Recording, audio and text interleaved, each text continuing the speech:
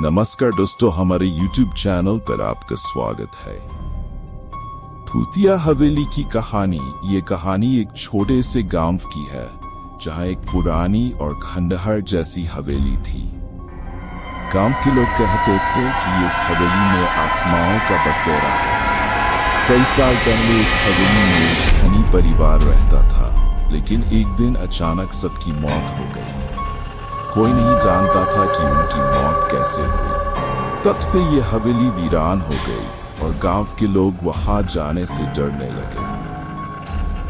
रामू, जो उस गांव का एक युवा लड़का था, उसे भूत प्रेतों पर यकीन नहीं था। उसने अपने दोस्तों से कहा कि वह इस हवेली में रात बिता कर आएगा और साबित करेगा कि वहां कुछ नहीं है। दोस्तों ने उसे ऐसा करने से मना किया, लेकिन रामू ने उनकी एक न सुनी और एक रात अकेले हवेली की ओर चल पड़ा। हवेली के पास पहुंचकर रामू ने दरवाजे को धक्का दिया और वह धीरे धीरे चरमराता हुआ खुल गया। अंदर घना अंधेरा था और चारों ओर धूल और मकड़ियों के जाले फैले हुए थे। रामू ने अपने साथ लाई हुई टॉर्च जलाई और हवेली के अंदर कदम रखा। अचानक उसे ऐसा महसूस हुआ जैसे कोई उसकी परछाई का पीछा कर रहा हो। उसने पीछे मुड़कर देखा, लेकिन वहां कोई नहीं था। वह इसे अपना भ्रम समझकर आगे बढ़ गया। हवेली के हर कोने में उसे अजीब अजीब सी आवाजें सुनाई देने लगी। कभी दरवाजे खुद ब खुद बंद हो जाते, कभी उसे खिड़कियों के बाहर कोई परछाई दिखती।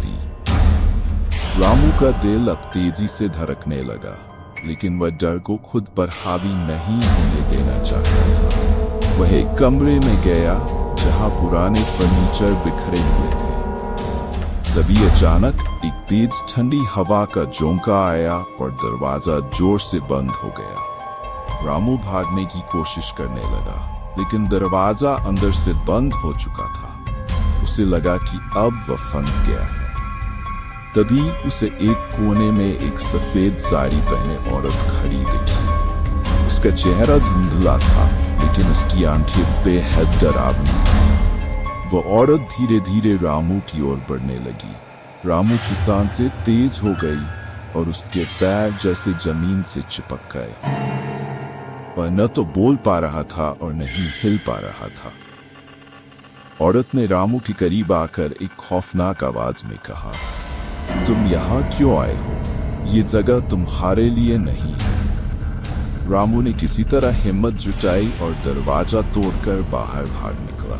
वह रात भर भागता रहा और जब गांव पहुंचा तो उसकी हालत बहुत खराब थी। उसने अपने दोस्तों को सब कुछ बताया, लेकिन किसी ने उसकी बातों पर विश्वास नहीं किया। उस दिन के बाद से रामू कभी उस हवेली के पास नहीं गया और वह गांव के लोगों को भी वहां जाने से मना करता रहा। गांव के बड़े बुजुर्गों का कहना था कि उस हवेली में अब भी उस परिवार की आत्माएं भटकती है और जो भी वहां जाता है उसे कभी चैन नहीं मिलता।